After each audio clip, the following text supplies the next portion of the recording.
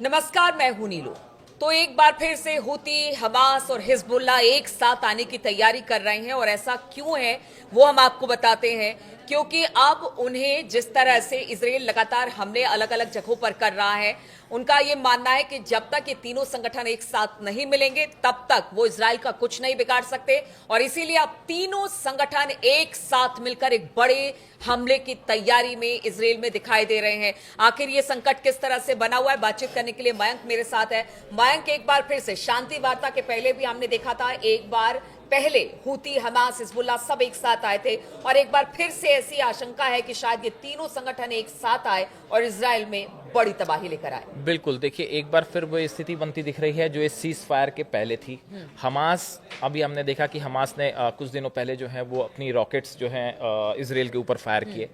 अब देखिए जिस तरह से कल बड़ा हमला हिजबुल्लाह के ऊपर किया है इजराइल ने, लेबनान में भी सीज फायर जो है वो पूरी तरह से खतरे में है और हुती लगातार अटैक कर रहा है। तो ये माना जा रहा है एक बार फिर से कि हमास, हिजबुल्लाह और हुती ये तीनों मिलकर एक साथ किसी बड़े हमले को अंजाम दे सकते हैं इजराइल में, जो कि नेतन्याहू के लिए एक बड़ी चुनौती होगा आने वाले वक्त में। देखिए लेबनान के साथ जो सीज फायर था पिछले कुछ समय में, देखिए हिजबुल्लाह, जो इन्फॉर्मेशन अलग अलग सोर्सेज से आ रही है कि हिजबुल्लाह लगातार अपने आप को मजबूत करने में जुटा हुआ था। हथियारों के मामले में हो, चाहे जो वॉर में उसे नुकसान हुआ था उसको मैनेज करने में वो लगे हुए थे। तो अपनी स्ट्रेटेजिक पोजीशन मजबूत करने में हिजबुल्लाह लगा था पिछले कुछ समय में, जिस समय से ये सीज फायर चल रहा है। अब देखिए गजा में सीज फायर खत्म है, लेबनान में सीज फायर खत्म है और हुती की तो हाइपरसोनिक मिसाइल्स 3 बार हमले कर चुका है वो पिछले 4-5 दिनों के अंदर।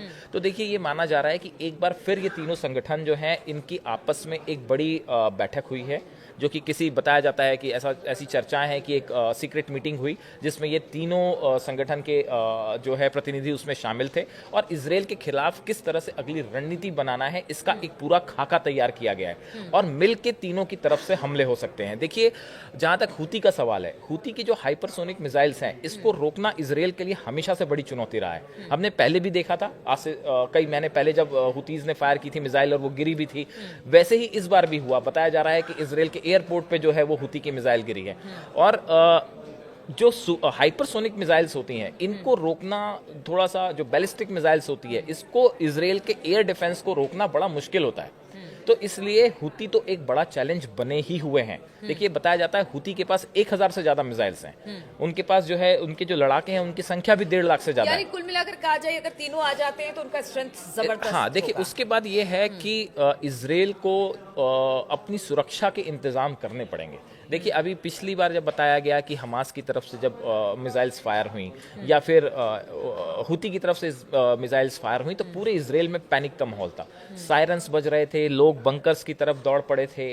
तो एक प्रकार का जो है इनसिक्योरिटी का माहौल पूरे इजराइल में था इन हमलों के बाद। तो देखिए वहां की जनता लगातार, आप देख ही रहे हैं, नेतन्याहू के खिलाफ भी प्रदर्शन हो रहा है कि आपने गजा में फिर से अटैक क्यों किया, आप हिजबुल्लाह में अटैक फिर से आप लेबनान में फिर क्यों अटैक कर रहे हैं। तो ऐसा नहीं है कि नेतन्याहू का विरोध नहीं हो रहा, इजराइल के भीतर उनका भी विरोध हो रहा है, इजराइल के अंदर तो हो ही रहा है। तो और ऐसे में देखिए, इसीलिए मैं कह रहा हूं अगर ऐसे में कोई बड़ा हमला हुती के द्वारा हो जाए या हिजबुल्लाह के द्वारा हो जाए या हमास की कोई मिसाइल इजराइल पे गिरती है और वहां पे कैजुअलिटी होती है, वहां के लोग मारे जाते हैं, तब ये एक बड़ा असंतोष होगा नेतन्याहू के खिलाफ, इसलिए ये अहम हो जाता है। ये देखिए अपने घर में तो नेतन्याहू घिरे हुए हैं, लेकिन जहां तक शांति वार्ता की, लेबनान में भी उन्होंने शांति वार्ता की बात की, गजा में भी, यानी अब वो अपनी बात से बार बार पीछे हटते हैं और बार बार स्थिति वहां पर। देखिए तो अब लोगों ने उनकी बातों पर विश्वास करने, खास तौर पर चाहे हिजबुल्लाह हो या हमास हो या बाकी हो, शायद उनकी बातों पर अब विश्वास नहीं किया जा सकता। देखिए मामला ये है कि ऐसा लगता है फौरी तौर पे